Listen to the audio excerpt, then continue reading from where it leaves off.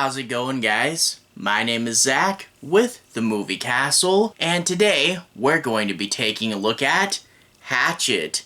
This is from 2006, written and directed by Adam Green. The movie stars Joel David Moore, Amara Zaragoza, Dean Richmond, and Jason Voorhees himself. Kane Hodder is in this, playing Victor Crowley. Good to see him get another horror character under his belt. But since this is a self-referential horror movie, keep an eye out for some cameos. In particular, Robert Englund is in the prologue of this. Great to see him there. And we get a brief cameo from Tony Todd as one of the shop owners, and he gives a really good speech for what little time he's on screen, but they also set him up for part 2. Keep an eye out for that. But this movie, a lot of things really just hit just right and made this movie a success. When this thing first came out, everybody was talking about it, and it did really good numbers on DVD. 2006 was really a golden year for horror movie DVDs, let me tell you what. But pay attention to the top here. Old school American horror, and boy do they mean it. You see, during this time, the mid-2000s, slashers didn't really have a good foothold. You had the 80s, which was their heyday, and then you had Scream kind of reinventing them in the 90s, and we got a wave of suave and self-referential slashers, but the 90s wouldn't last forever, and as we moved into the 2000s, we got a lot of remakes and so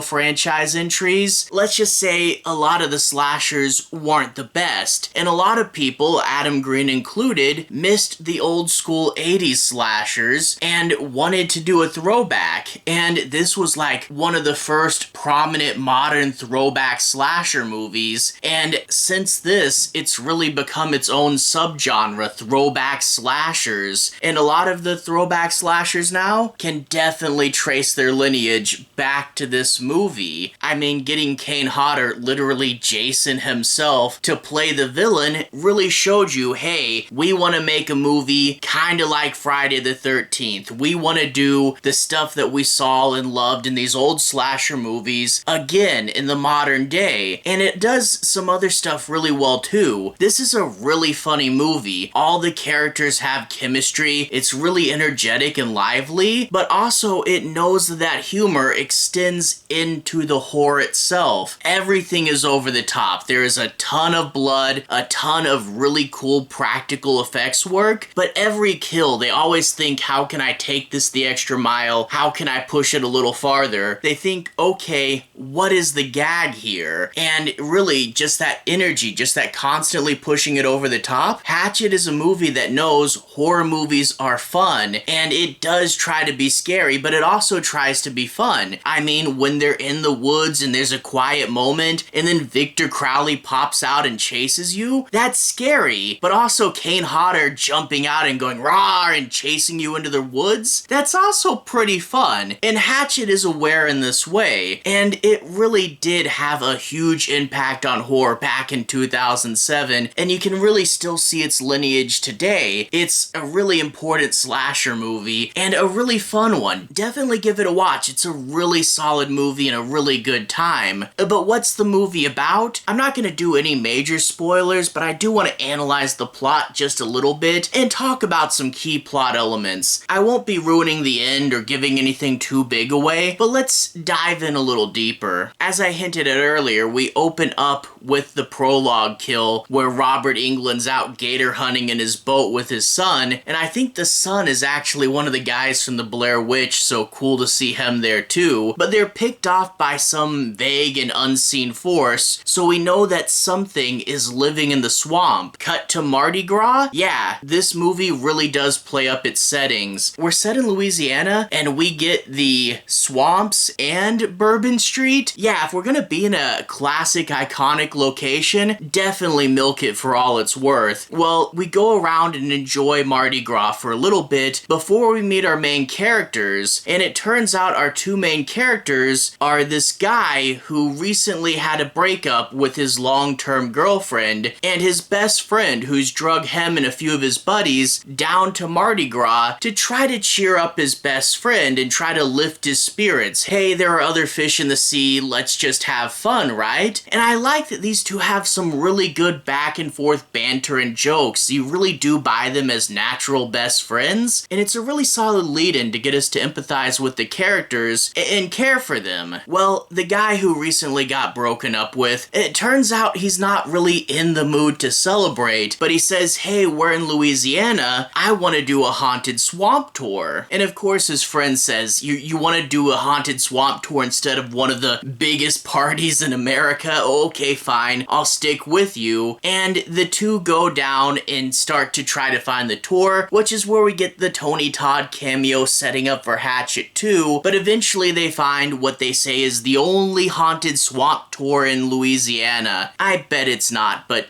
tour people will tell you it's the only one all the time, right? And I really do love this tour guide. The way that he's very enthusiastic, very theatrical, the way he wants to put on a show and make everything big, and he plays up a Louisiana accent, but at the same time you can tell that he's reading from cue cards and not super familiar with what he's doing, and when someone corrects him on his own tour, it is so funny to see this guy snap. And yeah, the tour guide, really lively, really do like his character, and we get a few other characters on the boat. A lot of the characters are gags, but they do play really well. Like, you get an older couple who is just happy to be on the tour, and you cross them with this guy who's filming a Girls Gone Wild style video, and you have this gag that whenever he turns off his camera, the girls suddenly get really angry at each other, and they, have totally been hiding this for the video. But you also get one girl in the back, the mysterious loner girl who's a local, but why would a local be on this trip? There's a mystery, and let's just say a few people are hiding secrets on this tour, but after they go around the tour for a little bit, the guy drives the boat into a tree, and now they're stranded in the middle of the swamp. Classic slasher setup. Oh no, we had a wreck, now we're trapped somewhere. And shortly after going in the swamp, they're chased by a big deformed man, and that's where the local lets it spill. That's Victor Crowley. He's a local legend, and it turns out he's real. And she tells this very classic slasher origin story about a bullied, deformed young man and a horrible prank gone wrong. I don't want to spoil too much of Victor's origin, but let's just say it's very, very classic slasher stuff, and now he's running around chasing them. And so much of the final part of this movie is like a really long third act. So much of this movie is a chase sequence, but they always keep that survival element up in the air. Where should we go? Where should we run to? And the characters always have their jokes, always playing off each other, and even though it's a whole bunch of Victor Crowley popping out and scaring you, it never really gets old, and it's always a new and different kill, a new and different sequence, finding ways to keep the life in the movie. So yeah, one really big third act for most of this movie, but it does work, and to keep a slasher going that long is really quite the feat. And yeah, a ton of energy, a ton of over-the-top moments, and definitely a lot of stuff that if you're watching this with good friends, you'll have a ton of fun with it. So yeah, outside of the main themes, the humor, the kicking it back to the old school slashers, and the fun and over-the-top kills, it doesn't necessarily reinvent the wheel, but it shows you what a really good wheel looks like and has a ton of fun with it. So yeah, this is a really good movie and definitely has a place in slasher history, and I definitely really love it. If you haven't seen this, definitely pop it in. It is a good